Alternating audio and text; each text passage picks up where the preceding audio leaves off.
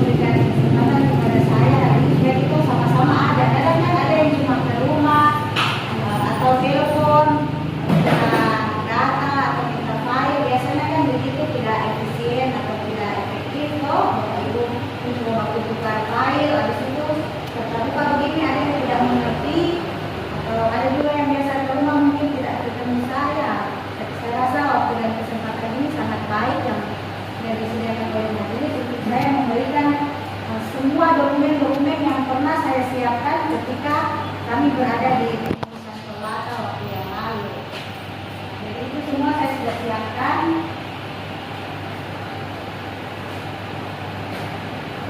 Yang pohon mana?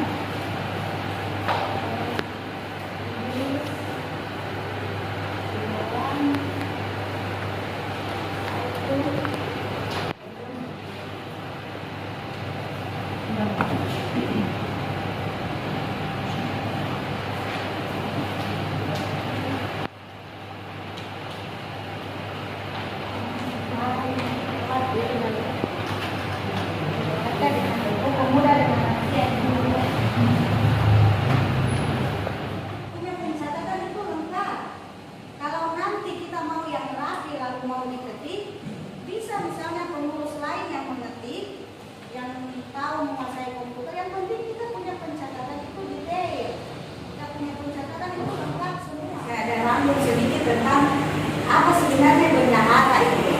Dan punya tugas itu apa? Kalau secara garis besar menerima, mencatat, menyimpan, kemudian mengeluarkan perbendaharaan. Dalam hal ini keuangan yang kita pegang yang dipercayakan kepada kita. Nah, kita punya kalau menyimpan mungkin saya rasa kita semua bisa ya menyimpan, amankan. Tetapi yang untuk mencatat ini dan sampai membuat laporan pertanggungjawaban itu yang kita masih agak susah. Oleh sebab itu di bagian materi itu yang biasa saya siapkan itu, Bapak Ibu lihat pembukuan bendahara itu pertama ada buku kas umum, ada contoh di situ ya, buku kas umum. Kemudian buku pembantu atau buku harian. Kemudian yang ketiga itu buku pengawasan anggaran. Terdiri dari ada daftar terima dan setoran iuran, ada daftar terima dan setoran kolekta, ada daftar terima sumbangan atau partisipasi. Kemudian yang keempat khusus wadah-wadah itu ada realisasi APB. Kalau di Korum kan tidak ada program, jadi yang poin 4 itu tidak perlu disiapkan oleh Korum, bendahara Korum. Itu mesti disiapkan oleh bendahara di wadah.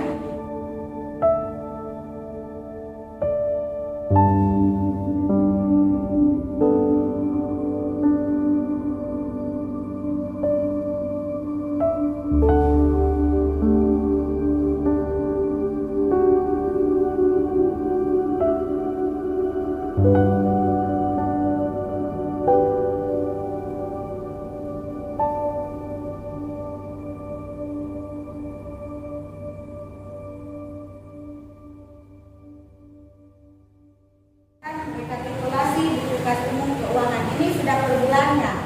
Jadi apa yang hitung di buku kas umum yang kuning kedua ini, kuning yang baris ketiga ini, kuning kedua itu yang nanti kita salin per bulan di sini. Nanti sebentar kita latihan, baru satu-satu toh supaya langsung kerjakan sendiri latihan soal itu supaya langsung tahu toh. Jadi per bulan nanti kita akan mendapati kita punya yang terima per bulan berapa dan sampai kita dapat di 31 Desember nanti. Dia harus beda nomor urut. Jangan kita kasih sama. Jadi tiap transaksi satu nomor. Apalagi kalau beda penerimaan dan pengeluaran itu. Kecuali kalau misalnya iuran, misalnya ada kasus iuran toh, nanti sebentar baru kita lanjut dengan iuran ya. Ada lagi pertanyaan dari Febri? Jelas mau Febri sebagai format ini toh ambil dari saya. Jadi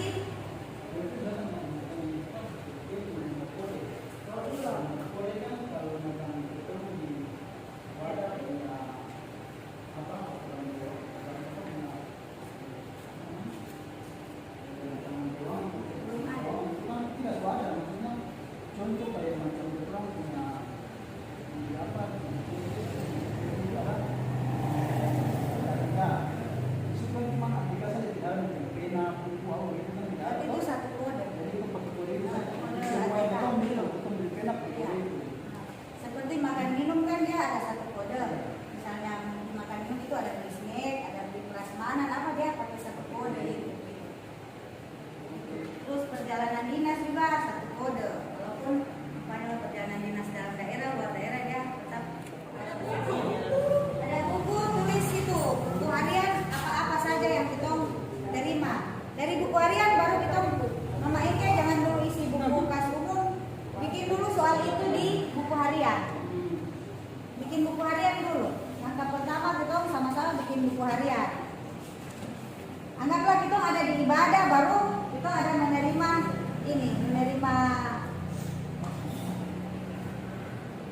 kalau mungkin kalau di Parwan biasa ada tambahan ibadah dinas soal, tapi cuma mungkin untuk kerjakan yang soal itu dulu.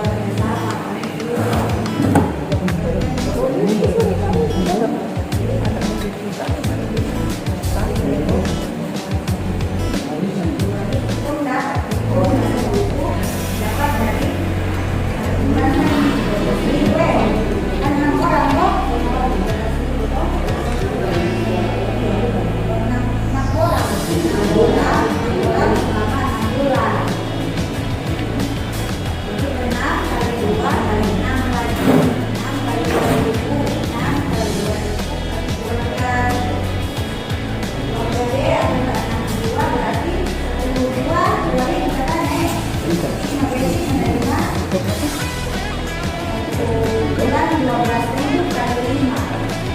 Oh, berapa? 60.000 kok?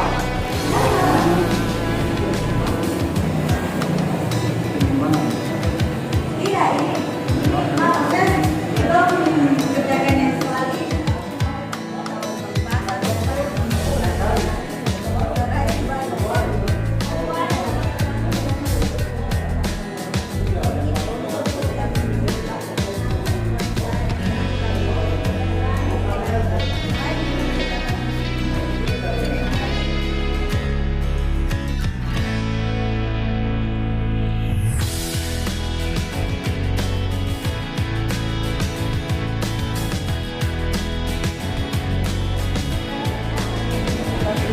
Dan uang terima sebesar 150.